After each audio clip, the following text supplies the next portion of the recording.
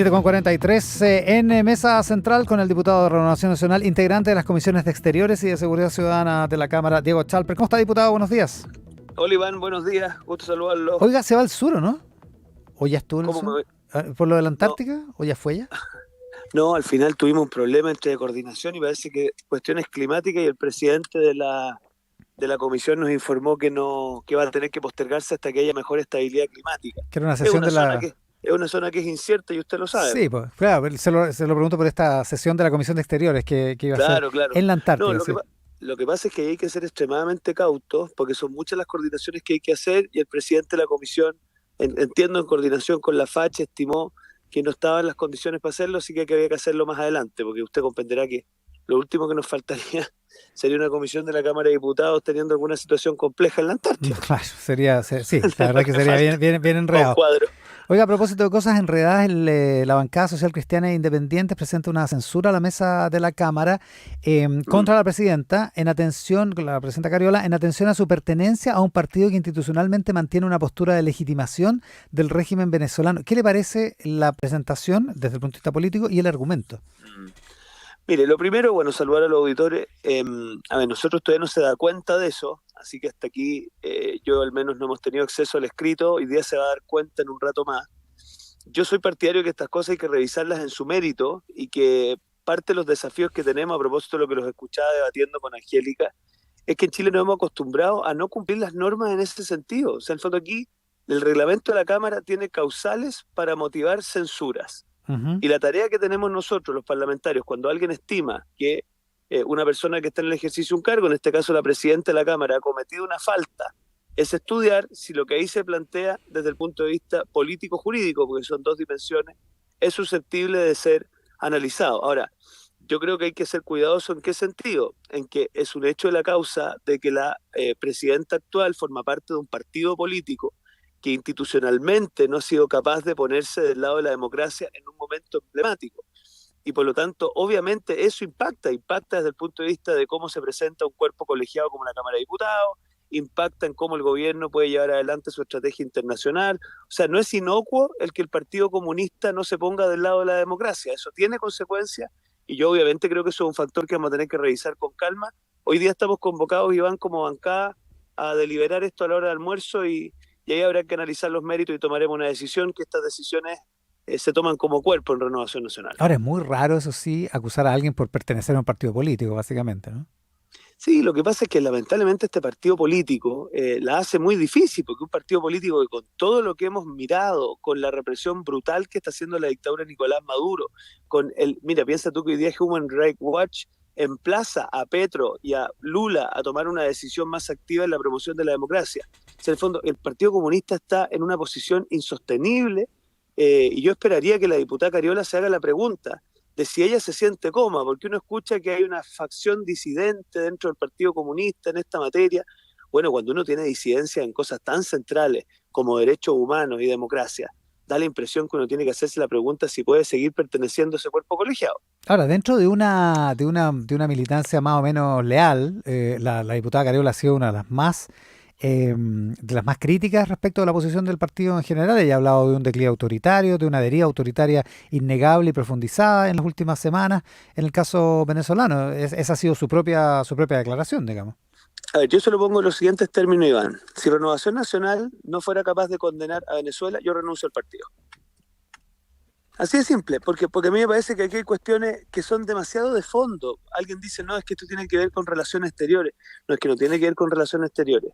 Tiene que ver con que hay ciertos principios básicos en la democracia que uno no puede transar. Y aquí estamos en presencia de uno de ellos y por lo tanto, esa es la pregunta que yo me haría. Yo escucho que los ministros de Estado se alinean con el presidente Boric. Bueno, pero es que entonces algo no está funcionando bien, porque Mm. el presidente Boric no puede pretender erigirse como líder de la democracia latinoamericana y tener en su comité político dos miembros de un partido que están ahí en cuanto miembros del partido. A ver, la señora Jara, especialmente ella, quizás la diputada Vallejo, exdiputada, tiene una trayectoria larga con el presidente, pero la señora Jara está ahí en cuanto miembro del Partido Comunista. Entonces, también en esas cosas tenemos que ser rigurosos, porque en política no es inocuo que un partido no sea capaz de condenar la democracia, la dictadura venezolana en un momento tan estelar como este, Iván. Ahora, la otra consideración es la propiamente política, digamos, desde el punto de vista de la estrategia política, porque Mm, sí, pues, resulta bien difícil sí, de pues. comprender que cuando el Partido Comunista está más enredado, la verdad es que una moción como esta no solo lo tiende a unir internamente, sino que además tiende a unir al oficialismo de manera inmediata. Y usted vio lo que decía el vicepresidente Erika Edo de la ADC ayer respecto a esta acusación, de esta censura. Bueno, efectivamente ese es otro elemento a considerar.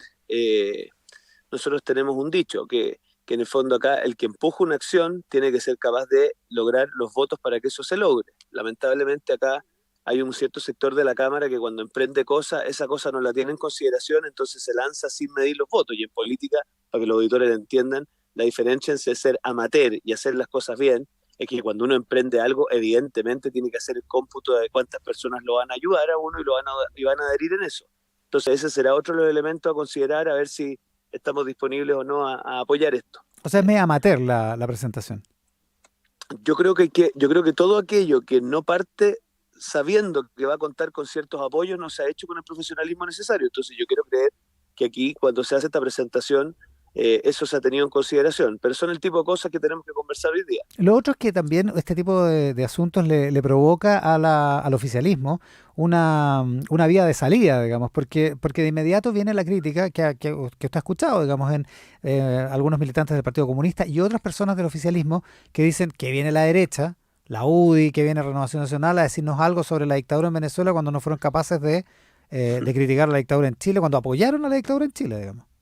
Sí, yo encuentro que es un recurso medio fácil, por lo menos en lo que a mí respecta, yo no tengo ninguna vacilación, a mí se me criticó en su minuto cuando me quedé en la conmemoración de los 40 años del golpe, me quedé dentro de la sala, o sea, yo en eso no me pierdo, aquí hay que estar siempre al lado de la democracia y no enredarse. Pero a mí me parece que acá lo central es que hoy día, porque esto se trata de nuestra generación, del futuro, hoy día enfrentado a la disyuntiva de Venezuela hay que estar del lado de la democracia. Y yo le diría a la señora Jara que después de que ellos se pusieron de jefes de campaña institucionalmente del apruebo, que fue calificado por el expresidente Frei como una dictadura de facto, lo que tenían en ese proyecto constitucional, hay que tener mucho pudor para decirse que ellos hoy día pueden ser los guaripolas de la democracia. Mm. Sí, ahora, efectivamente, usted es de una generación muy posterior, usted nació largo después del 73, Carlos Cariola también, ya que estamos, pero Sí, efectivamente hay posiciones que particularmente se vieron ahora para los 50 años, el año pasado del golpe de Estado, que retrotrajeron algo, una parte de la derecha al menos, a posiciones más bien cercanas a la dictadura, digamos. sí, bueno, yo en eso tengo clarísimo que la democracia se defiende siempre. Vamos a conmemorar en poco tiempo más los 5 años del estallido, donde un mundo de la generación mía estuvo disponible a pedirle la renuncia al presidente del ejercicio, que es lo más parecido a un golpe de Estado blando, por llamarlo de alguna manera. Y por lo tanto, yo creo que una de las gracias de nuestra generación de derecha es que, por decirlo así, las credenciales democráticas están del lado nuestro.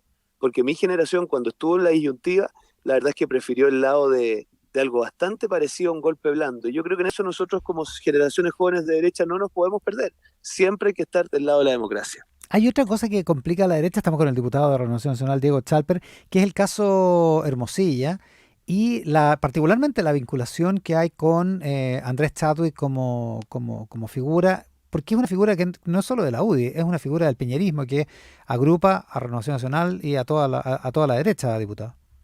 Sí, a mí permíteme partir ahí por una cosa que es importante dejar en acta. O sea, acuérdese usted que el último cliente destacado del abogado Hermosilla era el actual jefe de asesores de gobierno del presidente Boric, Miguel Crispi. Entonces, yo creo que este fue un abogado que básicamente cruzó todos los espectros políticos, tiene una ascendencia original en el Partido Comunista, después efectivamente adquiere una posición distinta. Entonces, yo al menos me permito inmediatamente decir, oye, nadie le puede dar domicilio político al abogado Hermosilla. El abogado Hermosilla, la verdad que representó, como le digo, incluso a Miguel Crispi en la recta final. No, yo creo que en esto, Iván, hay que tener una línea clarita, que se investigue hasta las últimas consecuencias, todas las aristas, incluso por el resguardo mismo de los que han sido aludidos. O sea, yo me imagino que todos los aludidos tienen interés que sus alusiones se aclaren y por lo tanto yo en esto no me pierdo ni un minuto. En todas las aristas, hasta las últimas consecuencias, y hago propio lo que ha dicho Elin Matei, que caiga quien caiga, porque acá lo que está en juego es mucho más profundo que solamente la situación procesal de alguien en particular. Está en juego la fe pública, está en juego la integridad del sistema. Yo, mire, conversaba con unos colegas extranjeros y a uno de repente se pierden las proporciones, pero a ellos les sorprendía mucho que el jefe de la policía esté preso. O sea, eso es algo que en los países que nos avecinan aquí en el barrio no sería tan común. Entonces, con todo, yo he visto que aquí en la fiscalía, el sistema ha actuado al más alto nivel. O sea, tenemos dentro de la conversación a personas del más alto nivel posiblemente puestas a disposición de la justicia y posiblemente muchos de ellos privados de libertad.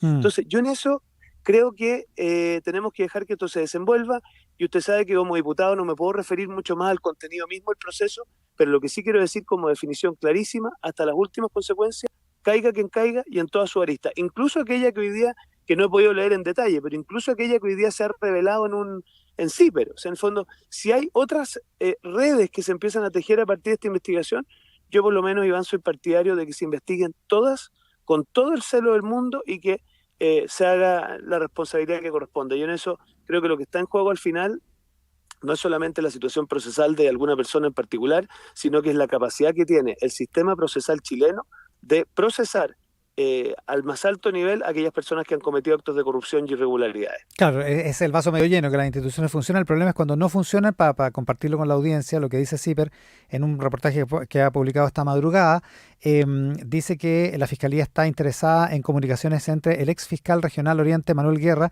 y el abogado Luis Hermosilla en la época del caso Penta, porque Hermosilla estaba preocupado de que la investigación avanzara sobre Sebastián Piñera cuando era presidente o como expresidente en ese momento, y sobre Andrés Chadwick, y que hubo chats durante esa época y después que podrían considerarse inadecuados, impropios y eventualmente hasta tráfico de influencia. Ese es el contexto. Parece, Lógico. no sé, judicialmente usted no puede hablar de esto, pero políticamente no se ve bien, digamos, ¿no?